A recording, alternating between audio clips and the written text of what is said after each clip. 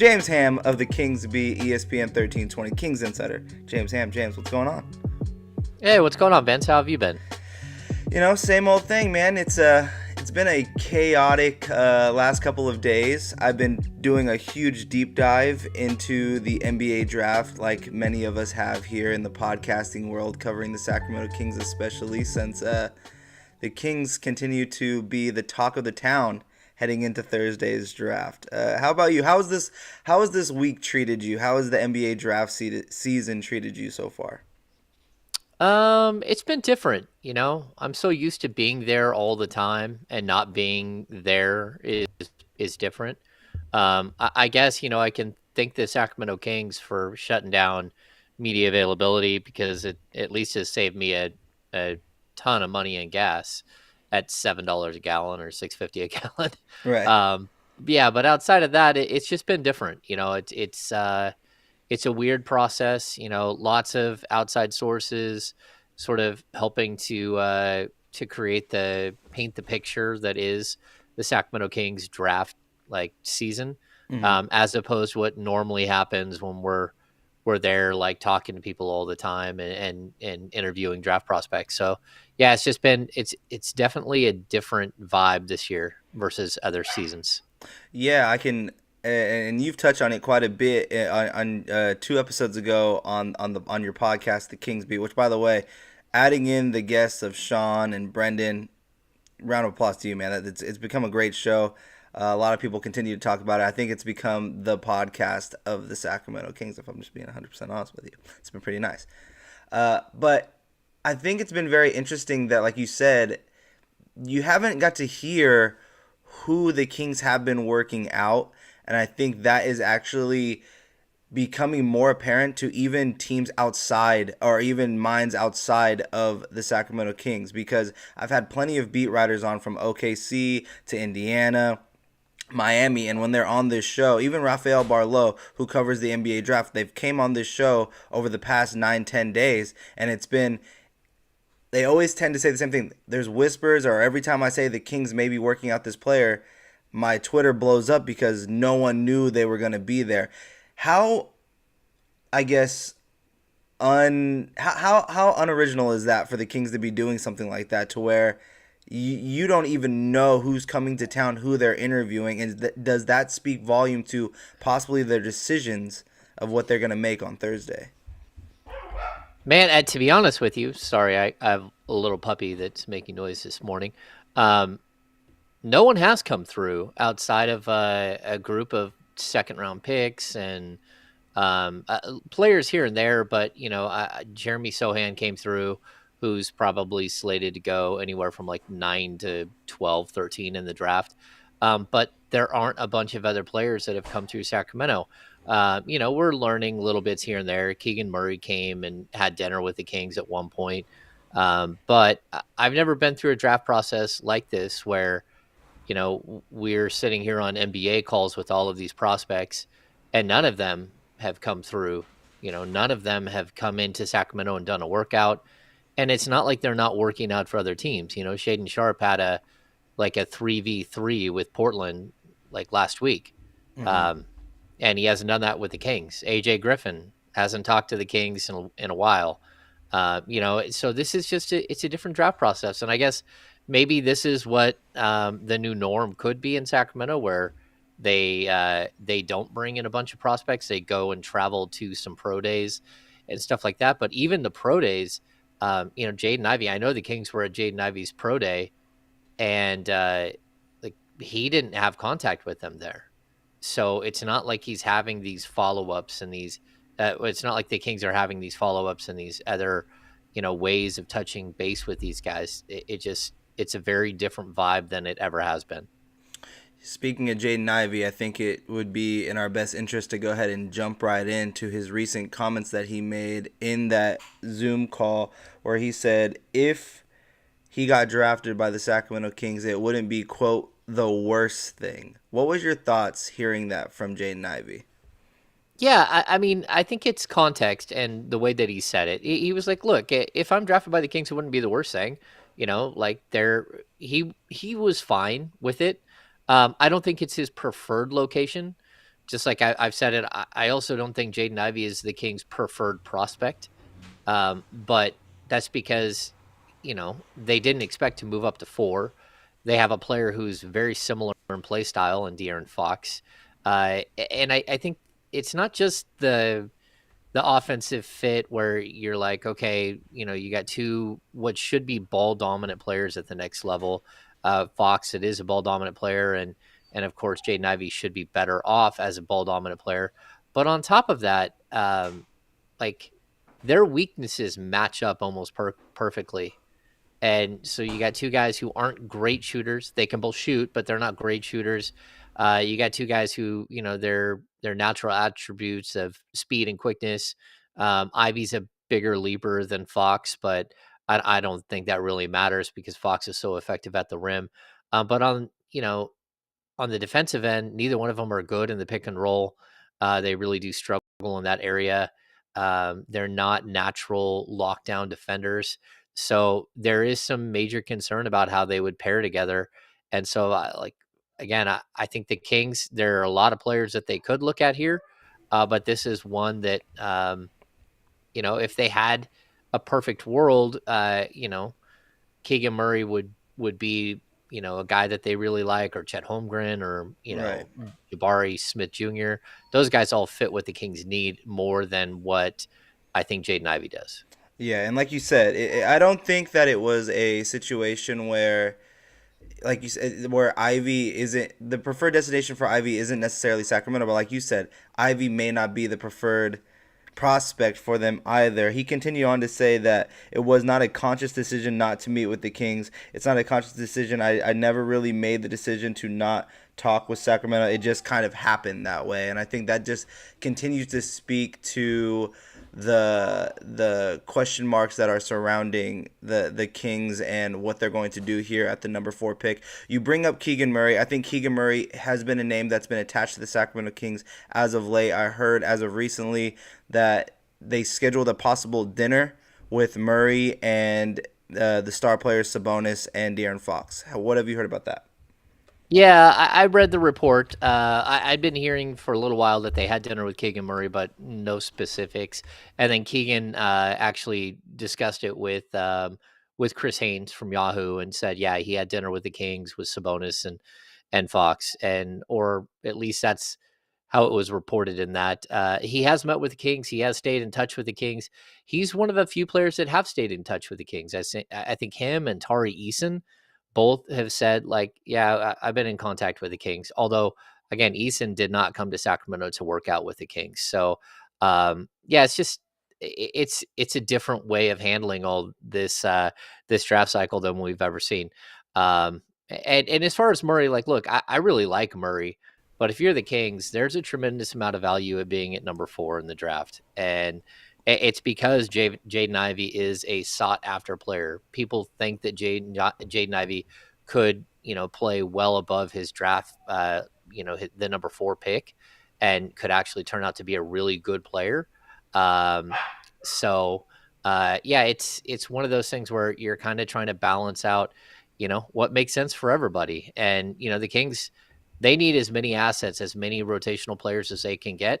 And that means that they could really, really use, a trade down. If you're not going to take Ivy at number 4, then you need to move to number 5. You can't just, waste the opportunity to select a player that could be franchise altering. And if you are going to waste that opportunity, you need to get major compensation for doing so. And so moving down 1 spot, moving down 2 spots, all of those are options. Moving way back in the draft, I think the Kings are open for a lot of things, but at the same time, they do like Keegan Murray. So, you don't want to move down too far because you'll miss your opportunity on him if that's something that you really focused on. Yeah, I like Keegan Murray. I think I've been one of the more louder voices saying that if you're deciding to stay with that number 4 pick, you take highest upside or quote unquote best player available, which to me has continued to be Jaden Ivey just because of that explosiveness and everything like that. But Yeah, Keegan to me definitely fits. It's just I don't know if he's someone that you want to take at number 4. Maybe like you said, move down with the Pistons to get there at 5. Indiana has continued to be an option there as we continue to start getting people to start joining this live show. So if you guys didn't notice, we did start a little bit early. James Ham of the Kings Beat and ESPN 1320 here on the Kings Court podcast, presented to you by RateCrushers.com. We're talking about all the options the Kings are facing heading into Thursday's NBA draft. We're now touching on Keegan Murray. Look, James, there's been a ton of rumors of the Pistons, Pacers. Even Woj came out on during the NBA Finals and did a full-on sell, sell, sell. We're selling this here. Read all about it. Kings are trying to trade the number 4 pick. Are you in the belief? Because I am. I think the idea for me is the Kings are going to be trading this pick come draft night on Thursday. Yeah, I mean, if I were a betting man, I would say yes. I've thought that for a long time, but I also thought that last year. And then last year they didn't trade him. They didn't trade the pick. They drafted Davion Mitchell, and so I really do think that it's one of those things where the right deal has to come along, and they're going to try to leverage this thing. They're going to, like what you talked about with Woj, you know, they're pitting 4 or 5 or 6 teams against each other, trying to get as much as they can for this pick. But I still think that, there's a good chance that they stick around that area in the draft. For me, like, look, I know the directive here is to get good fast. And so that means I would trade down once and get an asset, and then I would trade down again and maybe get another asset or two. This team is not one piece away. One draft pick cannot make them a playoff contender at all. It doesn't matter who that draft pick is, Jabari, Chet, none of those guys can make this team a playoff contender by themselves with Sabonis and Fox and Barnes and DiVincenzo and Mitchell, whoever else you want to put on this squad. They need more. They need, 2, 3 of their top 8 rotational players, maybe even more than that, swapped out. And so I think it's going to be like a really wild week of change. And, if they are going to reshape this thing with the idea that they're going to try to push for a playoff spot, then, they're going to have to be active and they're going to have to take risks. And not everyone's going to like what they're going to do. But at the end of the day, wins matter. And so hopefully they can get to a point where that is the objective, is to win. Yeah, I think trickle down trading would be the new mantra for the Kings down here. I think moving down one spot to 5 to get Keegan Murray, great idea. But what if you can trade 5 and still move down to 10 and get Kuzma? I mean, there's multiple options there where you can pick up the necessary needs. I think you've touched on it quite a bit leading into this draft coming on to Thursday, that there are going to be options for the Kings if they want to continue to move down and to continue to try to acquire players that, like you said, are in a win now mode. Has there been any, I guess, rumblings, chatter of the Kings possibly already in talks? Because before there was a report, and I think you came out and said it, that there was talking with OKC to move up. But have you been hearing any rumblings of them possibly still wanting to move down? Well, I haven't heard them moving up for a while. I mean, that was a rumor coming out of the combine.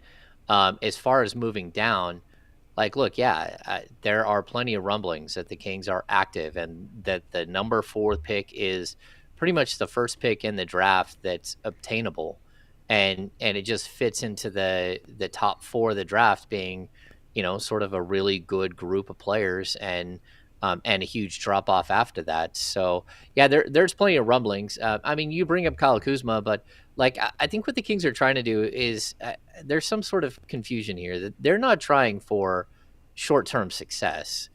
They're just trying to accelerate winning.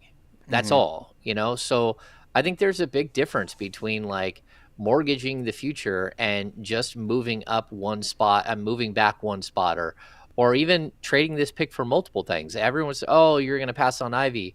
He could be a superstar. It's like no one has. I mean, realistically, no one has thought that Ivy would be a superstar up until like the last 2 weeks, and then all of a sudden everyone's cranked up and thinking that this is going to be the next superstar. Yeah. And that's, to me, it's kind of funny. Like, there's potential for him to be really good, but potential is a four-letter word in the NBA. Unless you can turn it into productivity, unless you can hold your own on both ends of the floor, then it's a little scary. The Kings have dealt with potential for a long time that never pans out. And Yeah. yeah, so is there a possibility they move down? Yes.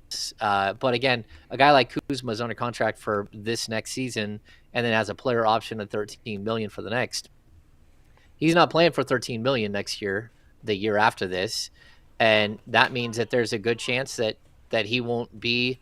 He's going to go shop himself. So you're not looking for that. Like, if you're going to trade for Jeremy Grant in Detroit, it's a extend trade. It's not just a trade. Whoever the Kings are going to get here, it's with the idea that they're part of something that's going to be building for the next 3 to 5 years, where they think that they're going to open up a window for success here.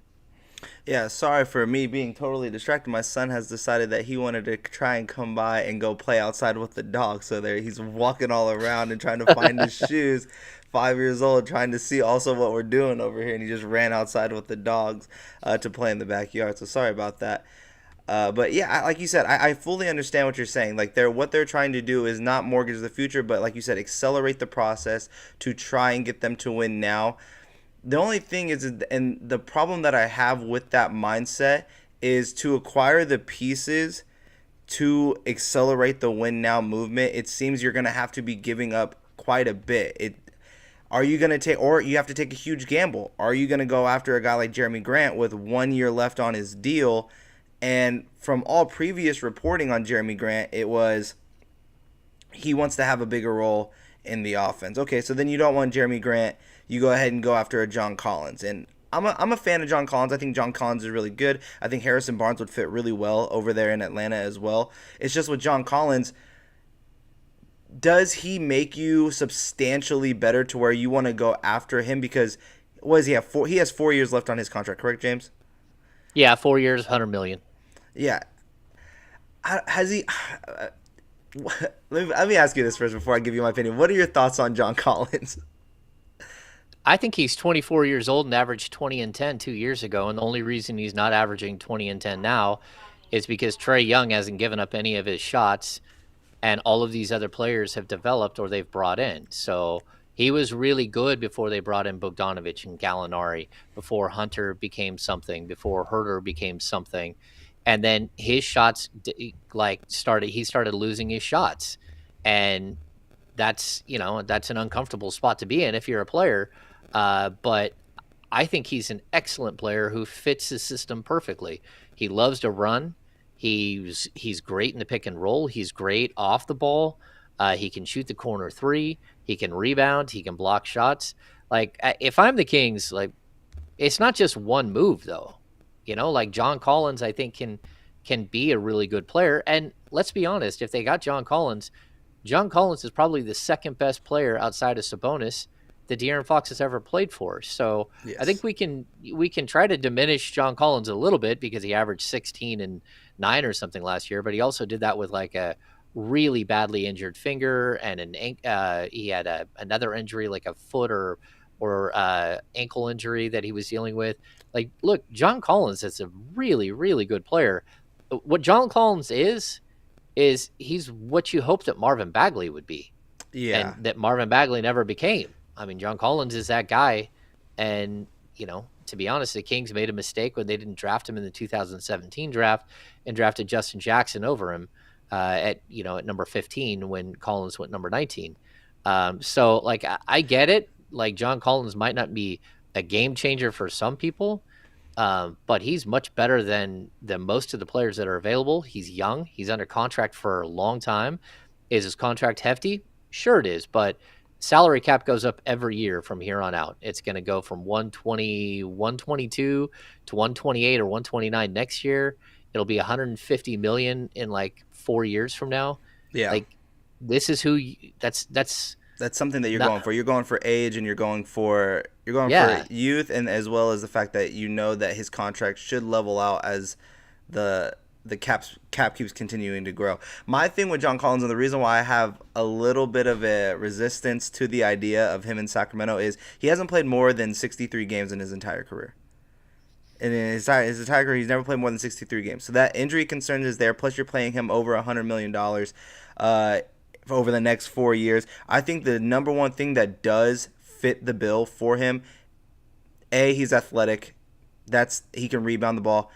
B, for his career, he shot 37% from three-point range. So he is the stretch four that you do want to have on this team. And again, he meshes very well with the age. I mean, 24, 25 years old, heading into, I think he turns 25 heading into this upcoming season. I mean, that fits the timeline for the Kings. The question is, for me, is if you get a John Collins, what's the next move? Because you need to have a next move. Because John Collins adding to becoming the core three of this team still doesn't make you a playoff contender in the West in my mind.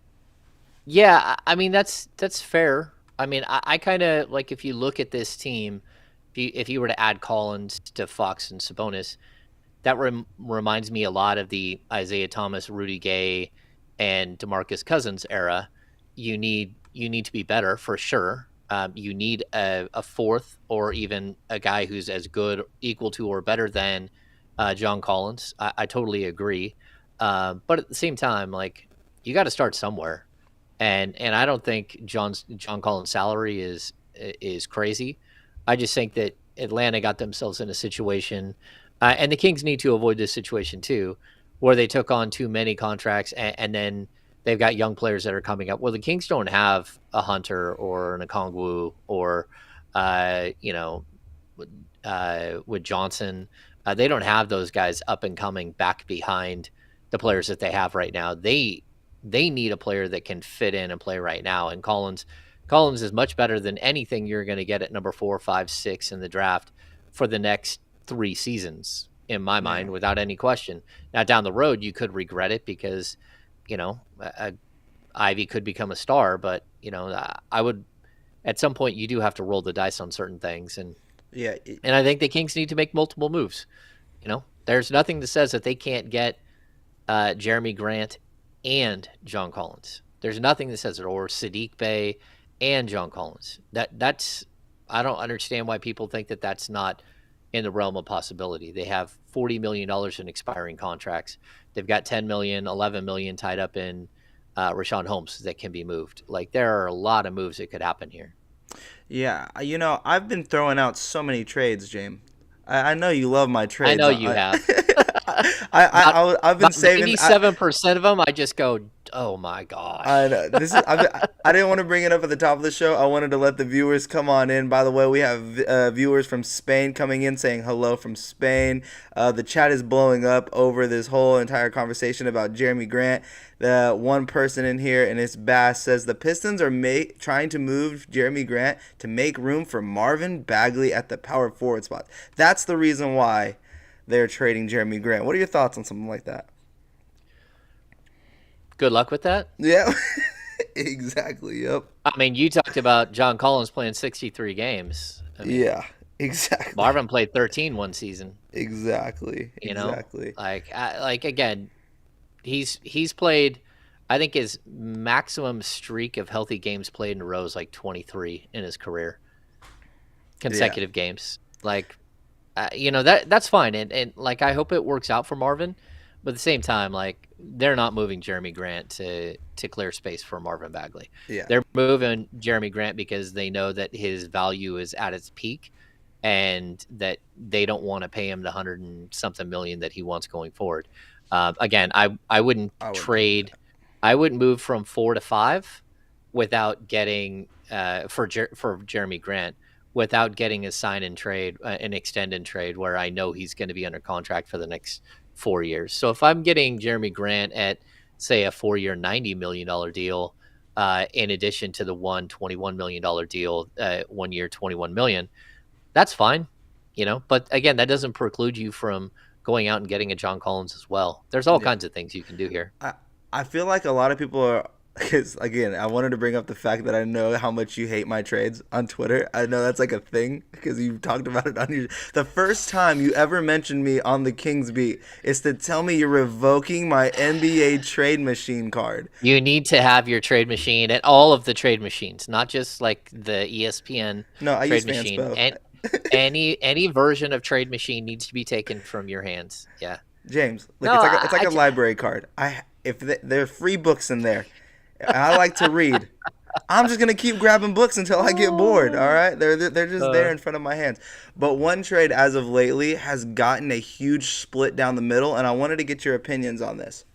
okay. I said that the number 4 pick has become way more valuable at this point because of the idea that this has become a 4-man draft.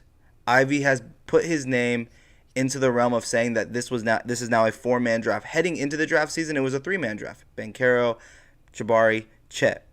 Ivy's now put his name in that to where Ivy is that name, right? I think if the Pistons want to move up that one spot, because of the contract that you're going to have to do the extension with Jeremy Grant, you need to add a Sadiq Bey to move up to that spot. Am I asking too much? Because with Sadiq Bey, here's my thing. I know you've been pretty high on him. I do see the potential. I think potential, like you said, it could be a word that could hire and fire a lot of people if you make the right decision with that and you hit on it. He is, in my mind, still a poor shooter. He's a volume shooter. He averaged 16 points last season on 14 shots. I believe he shot 39% from the field and below 35% from three-point range. So there's still a lot of work to be done. It's an unpolished talent. I get the upside there, but to move up that one spot to get a top 4 player in this draft where after the top 4 there's a huge drop-off, I think Grant and getting Bey is what gets you to that next spot. But then the question is, do you need to have the number 5 pick if you're getting those 2 players? And that's where you're getting the huge riff of question marks. Yeah. Okay. So I'll just say I don't think Detroit will do your deal, the 4 for 5 with Sadiq Bey and Jeremy Grant. And I'll say this about Sadiq Bey. Like, look, when you're in the NBA, let's just take Andrew Wiggins for a sec. Okay. Andrew Wiggins has been miscast his whole career as, what, Maple Leaf Jordan, right? Mm-hmm. He's been miscast. You put him in a situation where he's the third option and he's incredible, where he can focus on defense and everything else. Like, Sadiq Bey is on a horrible team. The fact that he took 14 shots, that's not on him. That's on the Detroit Pistons who don't have enough talent around him. So if you took some of those shots away, his numbers are going to go up. If you put him in positions to succeed, those numbers, those shooting numbers are all going to go up. He's not an unpolished player. He's a player who's miscast on the Detroit Pistons. And so, like, look, if Sadiq Bey were to come to the Sacramento Kings, I would expect him to average more like 14 points a game. And that's perfectly fine because he's an excellent defender. He does all the little things. He's a rotational player in the NBA for a decade, without any question. He's probably a starter in the league for a decade. Now, is he a plus starter? No. But again, if you're going to add a guy like John Collins and you already have a De'Aaron Fox and you already have maybe a Dante DiVincenzo and it's Sabonis, but also a Mitchell, like, you need players that know who they are and what their role is and play to their strengths. And I think Sadiq Bey is that guy. I just think he's miscast right now. As a second year player in Detroit, his numbers as a rookie were much, much better than that as far as his shooting numbers. And I expect him to go back up as far as what his numbers look like. And when has he ever played with a point guard like De'Aaron Fox that with the speed and the burst? When has he ever played with a passing big man like Domantas Sabonis? The answer is he's never done that.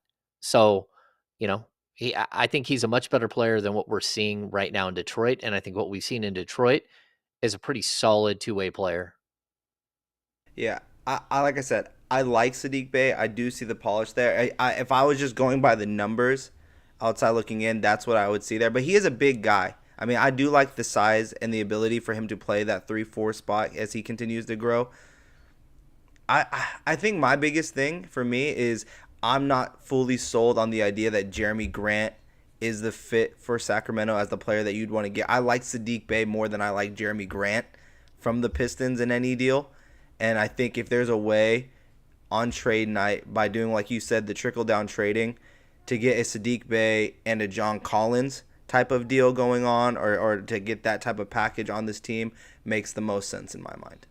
Yeah, I mean, look, Sadiq Bey isn't going to change the fortunes of your franchise, but he's much better than what you've had in the past at a lot of things. Like if he's part of your rotation and you still have Harrison Barnes and you still have the fifth pick and you can go get a Keegan Murray, all of a sudden you've got a three forward rotation of Harrison Barnes, Keegan Murray, and Sadiq Bey.